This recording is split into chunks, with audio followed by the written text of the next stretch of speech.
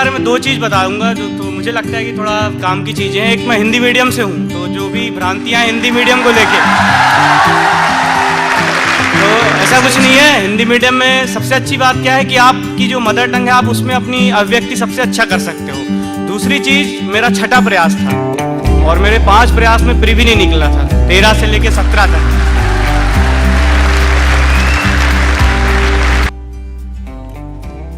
मुझे भी ज़्यादा पता नहीं क्या बोलना है, लेकिन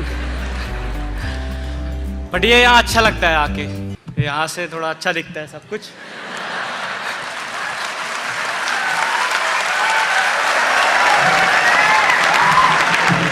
अब मैं अपने बारे में दो चीज़ बताऊंगा जो तो मुझे लगता है कि थोड़ा काम की चीज़ें हैं। एक, मैं हिंदी मीडियम से हूँ, तो जो भी भ्रांतियाँ हिंदी मीडियम को लेके, तो ऐसा कुछ नहीं है। हिंदी मीडियम में सबसे अच्छी बात क्या है कि आपकी जो मदर टंग है आप उसमें अपनी अभिव्यक्ति सबसे अच्छा कर सकते हो। तो हिंदी मीडियम में कभी कोई निगेटिविटी नहीं होनी चाहिए, बल्कि एक पॉजिटिविटी होनी चाहिए कि आप जो सोचते हो बहुत अच्छा आप अपनी मदर टंग में ही लिख सकते हो।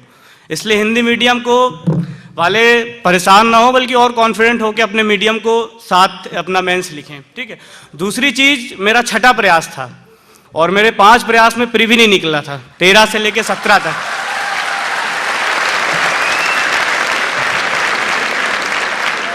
तो कई लोग ऐसे होंगे जिनके प्री नहीं निकल रहा है, बहुत टैलेंटेड लोग हैं। कई बार लक फैक्टर, हमारी गलती, स्ट्रेटजी में थोड़ा सा कमी रह जाना, कोई चीज़ें हैं उस वजह से रुक जाता है, लेकिन रुकना नहीं है। फाइनली जो भी आपका एम है उसको आप प्राप्त करें। और लास्ट में एक लाइन बोलूँगा, शायद आप लोगों को पसंद आए, बाकी ठीक है, कि आप कभी असफल नहीं होते हैं, आपकी स्ट्रेटजी, आपकी रणनीति असफल होती है। इसलिए आप अपनी रणनीति को बल दें, रणनीति सफल होगी तो आप सफल होंगे। Thank you sir. मेरा नाम राम सोलंकी है और मैं हरदा जिले से बिलोंग करता हूँ। फर्स्ट ऑफ ऑल मैं आप सभी विद्यार्थियों को शुभकामना देना चाहता हूँ और मैं आशा करता हूँ कि आप एक अच्छे प्रशासनिक अधिकारी बने। सर, मेरे क्वेश्चन हैं कि जो मेंस के पेपर होते हैं उसमें 3 मार्कर्स की बहुत अहम भूमिका होती है और वो 3 मार्कर्स कहीं से भी एक वोकेबलरी के थ्रू पे दे दिए जाते हैं, तो उन्हें कहाँ से, कैसे और क्या प्री के दौरान ही उन्हें कंप्लीट कर लेना चाहिए या मेंस के दौरान उन्हें अलग से टाइम देना चाहिए? तो इसके बारे में मैं बहुत कंफ्यूज हूँ। तो सर प्लीज इसके लिए। मीडियम क्या है आपका? Hindi medium sir. तो मैंस से ही पूछते हैं, ठीक है। आवाज आ रही? 3 मार्कर आ रही?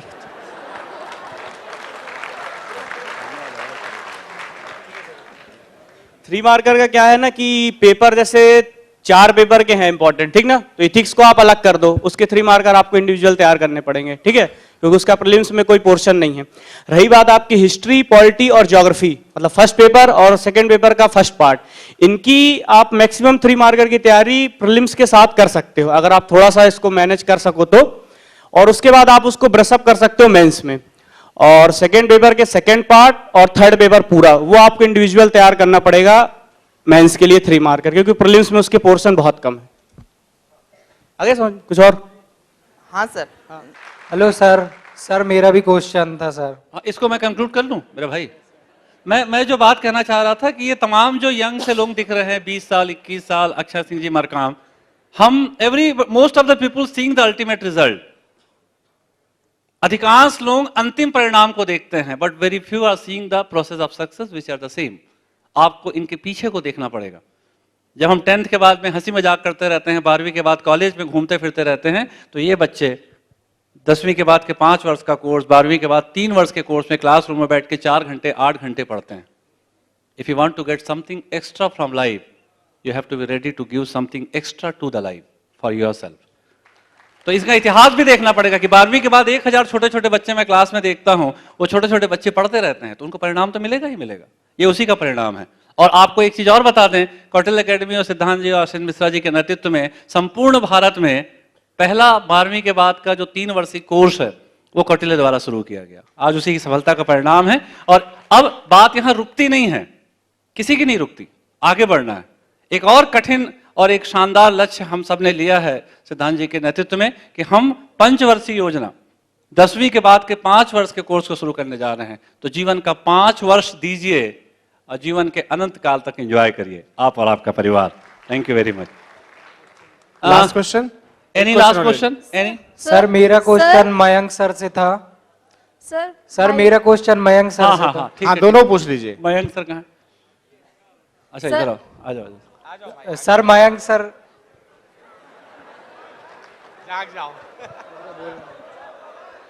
सर मुझसे आपसे ये क्वेश्चन पूछना है सर कि यानी आपने 5वें अटेम्प्ट में निकाला सर, तो सर यानी आपने 4 साल तक के सर प्री भी नहीं निकाला सर, यानी 5वें अटेम्प्ट में ऐसा क्या किया कि आपने प्री भी निकाल लिया और सर मेंस भी क्लियर कर लिया सर?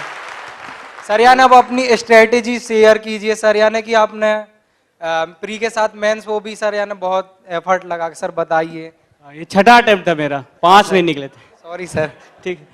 तो जैसे हर्षल सर ने बोला ना कि एक बार में सिलेक्शन का एक जो की है वो है राइट डायरेक्शन, तो इतने सारे अटेम्प्ट लगने का एक कारण है उसका जस्ट अपोजिट रॉन्ग डायरेक्शन।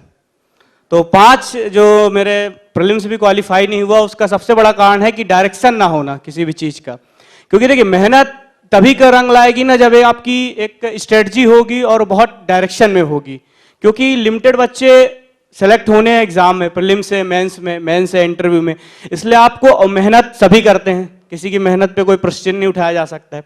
इसलिए मेहनत के साथ साथ आपकी रणनीति और आपकी जो डायरेक्शन है वो सही होना चाहिए।